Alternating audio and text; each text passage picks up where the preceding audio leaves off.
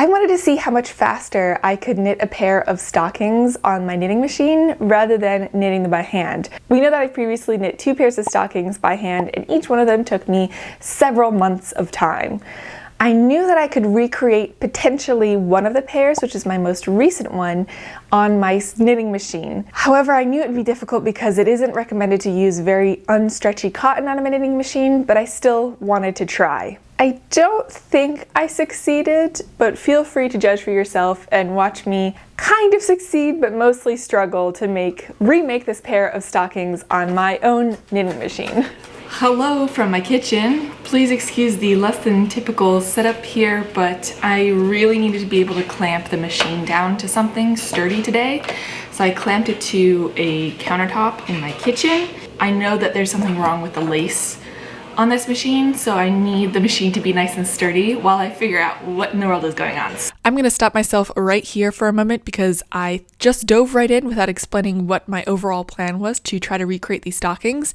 And the most important thing I thought first was to try to get the lace part of this machine working again. The stockings I want to recreate have a band of lace around the top, and I would love the machine to be able to do this. So that's what I'm starting with, trying to figure out why the lace isn't working on this machine right now. So, first things first before I dismantle anything is I am going to try to make lace again and see if I can tell without opening it up what is going on and what's wrong. Let's do some setup rows first.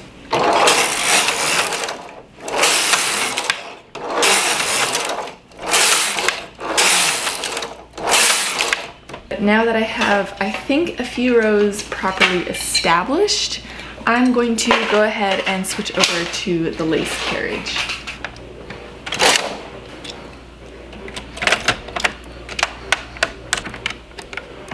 Okay, so for some practice on this lace carriage, I'm gonna start out by just knitting some plain stockinette and hope that I don't have any issues. Let's see how that goes.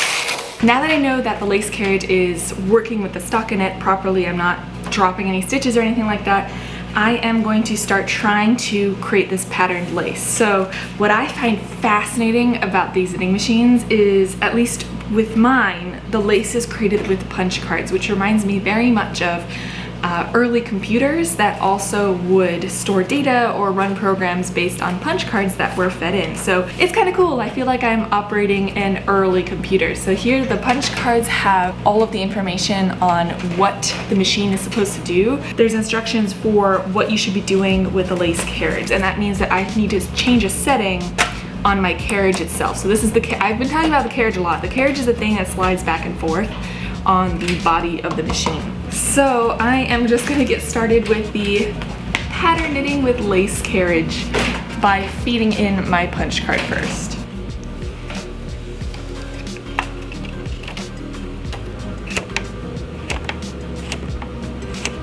All right, here's the moment of truth. I'm gonna try to knit the first row of lace here. Nice even speed.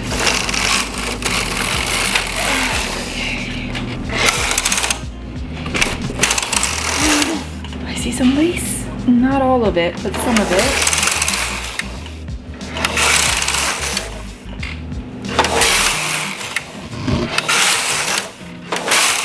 While I am getting some sort of pattern for my lace carriage, this isn't how the booklet says this pattern should be turning out, so something is wrong with my machine. The thing that I'm noticing is that even though my lever isn't set to L here, L would be, it elongates the pattern and skips every other row. I think it's mostly for color work and not for lace work. When I move my carriage from left to right, it doesn't advance the pattern at all. So if you watch this way, oh gosh. So the pattern advanced 1, we went from 7 to 8, but now when I go back the other way, we're not moving at all. And that's caused this to be off. So row 8 should have been from right to left. This one is now right to left. Okay, now we're at row 9. It should be from left to right, and we should increase to 10. And that doesn't happen. I see, I think I found a lever that operates it. So if you want it to move with every row, then it has to go up and down with every movement. Up and down. Up and down. So as I realized that my SL lever on the machine wasn't working properly, I decided to take it apart and see if I could figure out what was wrong maybe with this mechanism.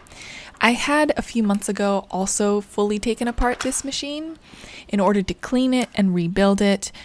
I did test it before I did that, and the lace worked perfectly fine then. So my guess was that when I reassembled it, I did something improperly, and that was what was causing the lace to not advance with every row and that SL lever to not be working correctly. I have a suspicion on what it is, but I don't know how to fix it. So I think when it's supposed to move on every row, the lever is supposed to spring back by itself into the down position. But for whatever reason on my machine, it is only some, you see that, like there's a few times where it like might think about springing back into position, but most of the time it doesn't. I'm gonna try that theory by putting this back together and hand manipulating it so that even if at the end of the row it doesn't end up in the bottom position, I'm going to force it into the bottom position with my hand. Reassembling this machine was made a little bit extra difficult because I was trying to get tiny screws into spaces with tiny clearances, and my fingers and hands just weren't small enough to line them up before putting them in, and I didn't have a screwdriver that was magnetized that would hold the screw for me. However, thanks to a middle school science fair project, I remembered this trick where you can temporarily magnetize metals by running them in the same direction alongside a strong magnet. The bottom of my pin holder is a strong magnet, and rubbing it in the same direction a few times gets you a temporary magnetized screwdriver, which was really helpful in reassembling this piece on my machine. Hopefully it'll help someone else too if you didn't know this trick. I've reassembled everything. We are back at our lovely machine. Yeah, I'm just going to try it again and see what happens.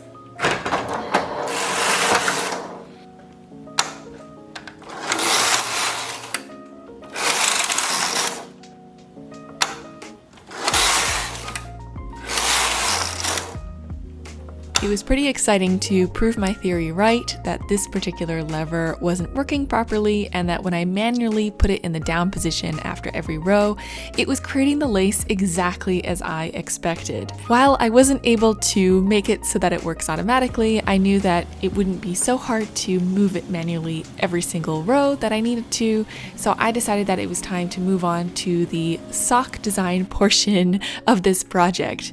I've never knit socks on a knitting machine before, and it requires something called short rows, so I found a sock pattern online and started to practice that on my own yarn and with my own machine. The only yarn I had available that was not earmarked for a project was black yarn, which makes it a little difficult to see on video. I'm sorry, but I hope that you can kind of see what I'm working on as I cast on my socks and work through the rows.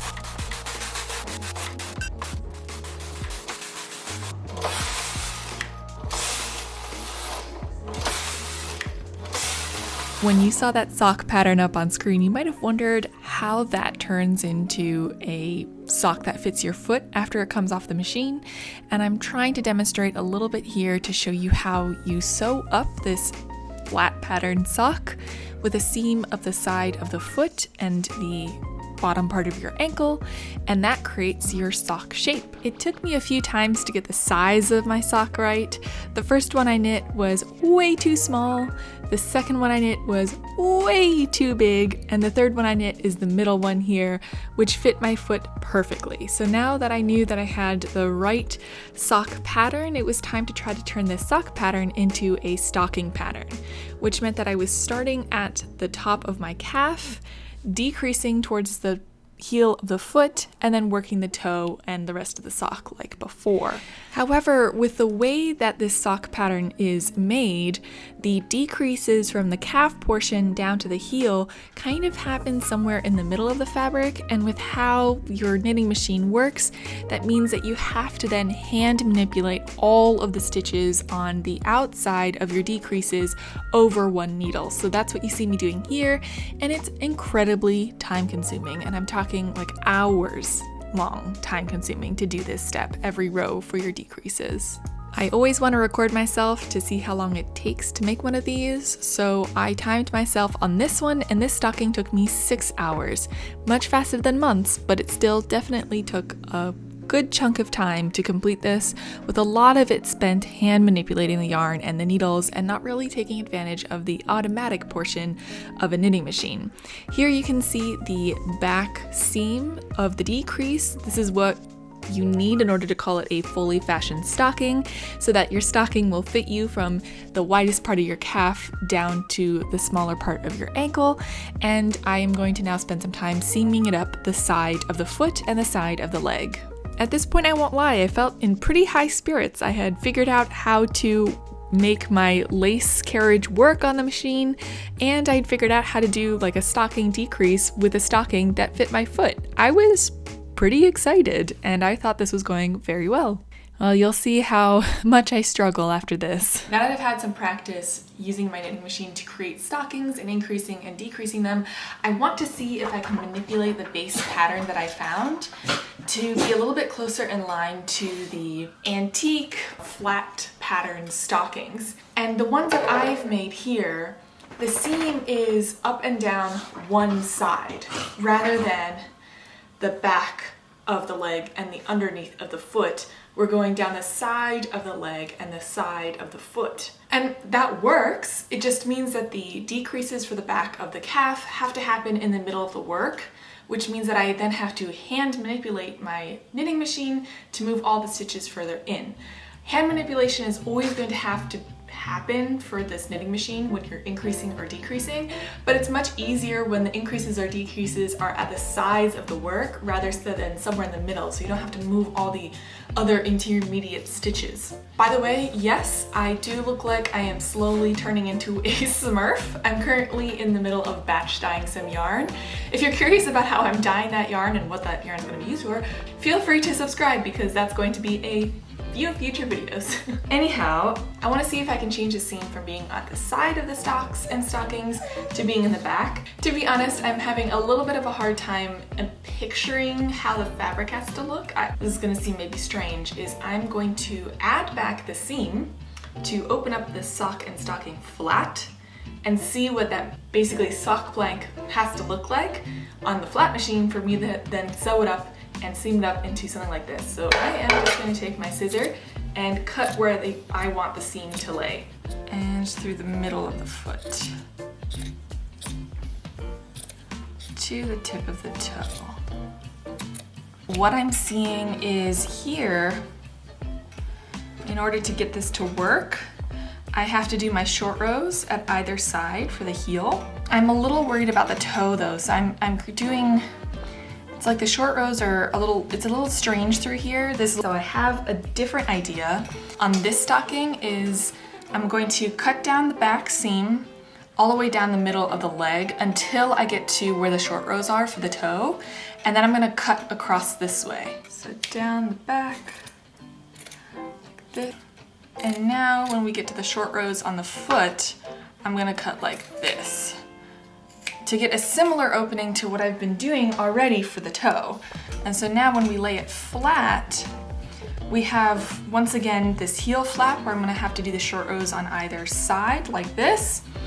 And then when we get to the toe, you can see this little pocket, which is very similar to how I created the heels and toes on this originally. So I'm gonna go back and work with this wool and recreate the stocking that I have here, this flat pattern, one more time, and then I'll move on to the cotton.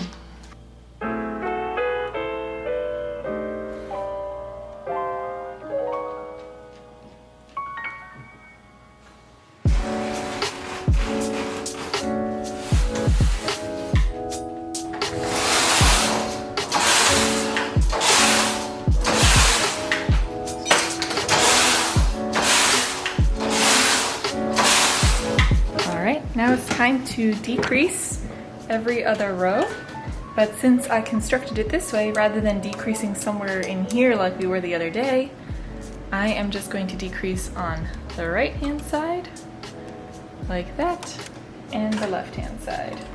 And that's it. Then I can just keep going. Like this. The This is so much faster. This is so much faster.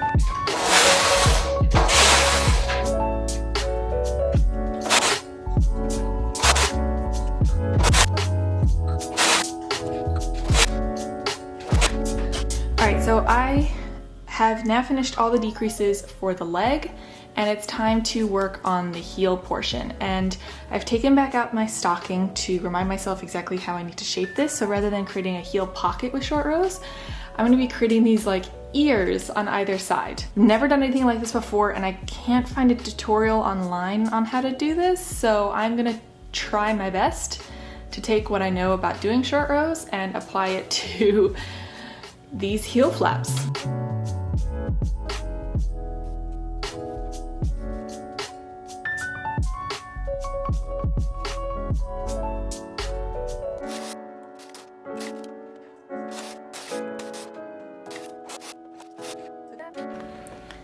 I created a bit of a heel ear. It's not perfect, but I'm pretty happy with it, to be honest.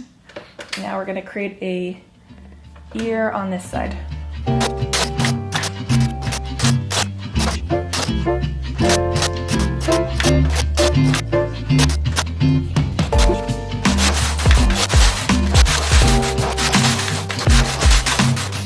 Now we are up to the toe, and this is the one where I'm a little curious how it'll go. I don't think it'll be as hard as the heel ear flaps, but I just need to make sure that I place the toe right in the middle of my stocking, or else it's going to be a little bit strange.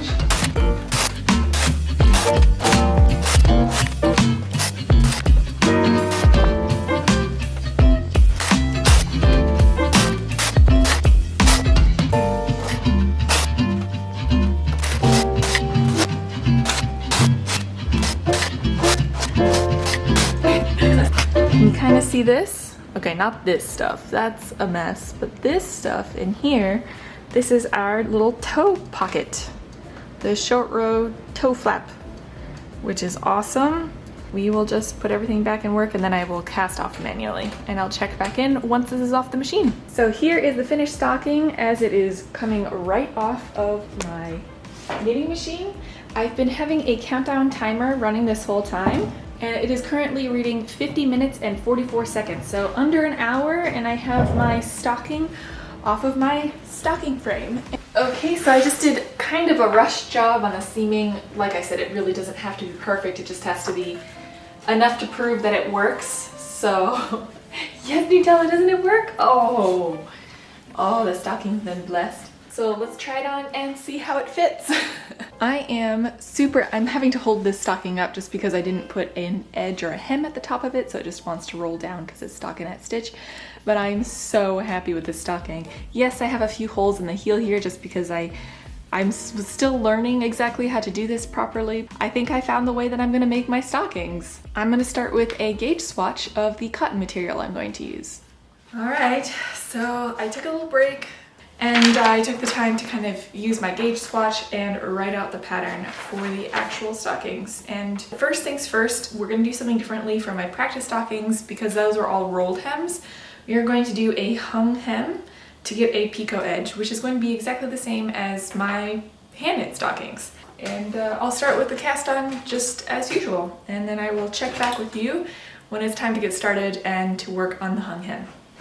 I have finished my E-wrap cast on, and now it's time to knit 6 rows. I'm going to do a 6 row picot edge hung hem. Oh my god, okay. That's a bit of a workout. 2. Okay, let's restart the cast on. I don't think that worked. And now we're going to knit 6 rows. Restart over this picot edge. Let's see if this works.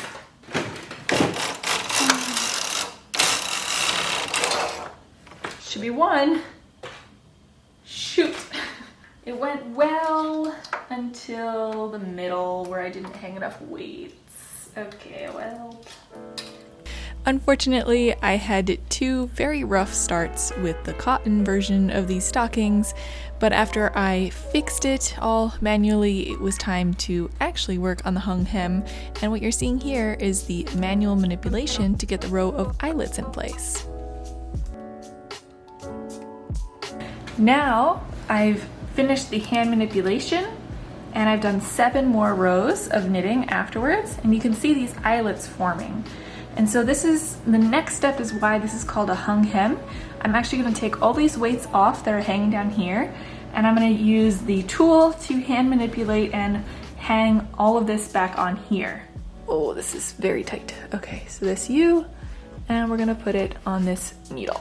And then we just continue all the way across. Okay, and then beyond the waist yarn, I can move that out of the way, but you should be able to see how that picot edge is forming. Isn't that lovely? So I'm just going to continue doing that manipulation all the way down, and until I do the decreases, this is the last bit of hand manipulation. So let me finish that up, and then it's time to break out the lace carriage.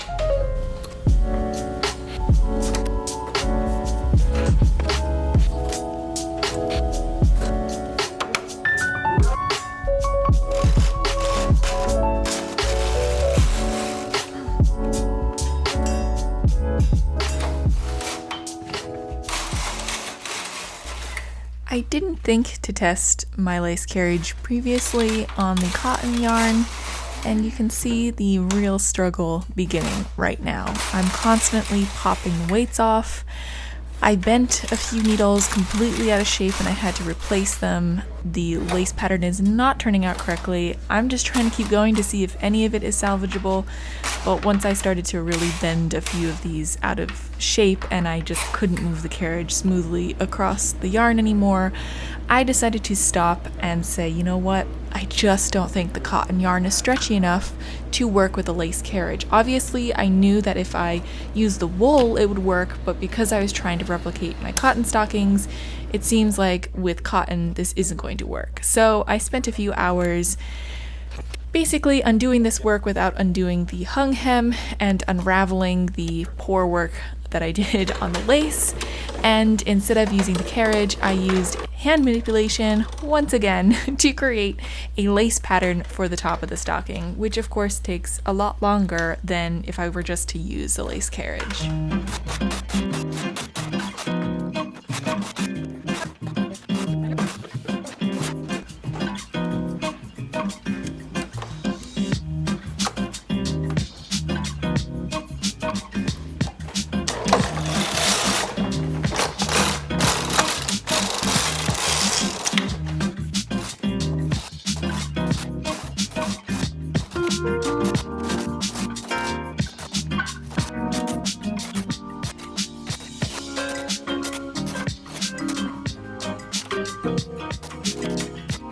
One heel is done, and I think I finally got it so that there are minimal holes here at the seam, which makes me really happy. I had a bit of a tough situation with tension in one of the rows, but I didn't end up popping any stitches or breaking the yarn, which makes me very happy. So let's do the other heel ear.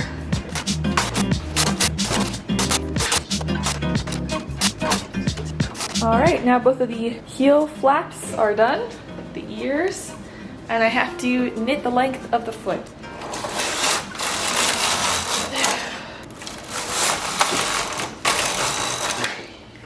I just accidentally knit off the live stitches on my stocking. I'm like 2/3 of it. I'm so close to being done. I think I can save it, but that was just, you know, those moments where your heart just sinks. Yeah, so these stitches right here, these are all live, and if I don't catch them properly, they're just gonna unravel this entire stocking. So what I'm gonna do is I'm gonna take off all the weights and finesse them back onto the needles and then restart. Okay, let's go fix this.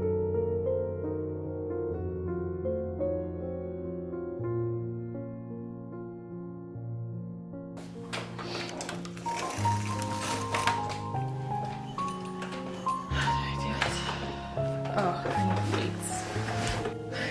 Okay.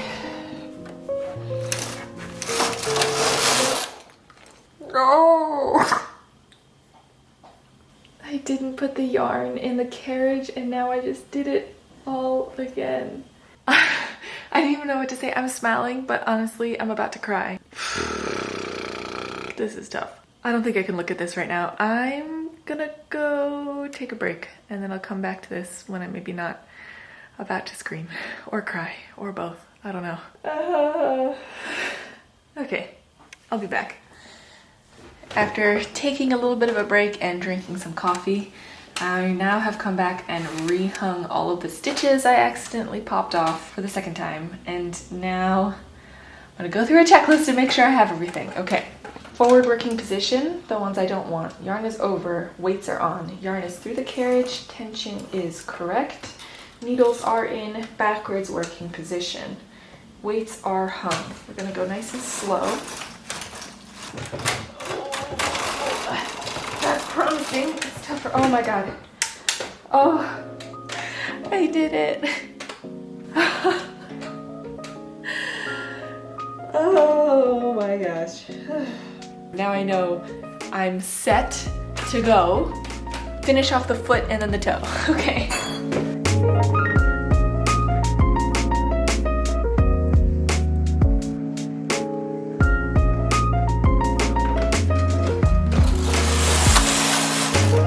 Officially finished the first stocking and it is off the knitting machine or stocking frame. I haven't seamed it together yet, that still needs to happen, but I'm gonna wait until I knit the second one for me to do that. I did, however, hold it up to my leg and it's slightly big, so I adjusted some of the measurements in my pattern, so hopefully the second stocking will fit me better. Ideally, I would then knit, if the second one fits me better, I would then knit the third one so that I have two well-fitting stockings, but I just looked at my stash and I realized I don't think I have quite enough yarn to do it. The first one took me, I think, including all the mistakes and fixing all the mistakes, it was around another 6 hours. So not much faster than the hand manipulated one that I had with the wool, but I was figuring a lot of things out. So maybe on my second stocking, I'll be a little bit quicker. So I won't stop and kind of speak to you as much. I'm just gonna put my head down and see how quickly, yet accurately, hopefully, I can do this second stocking. So I'm gonna set a timer and let's just get started.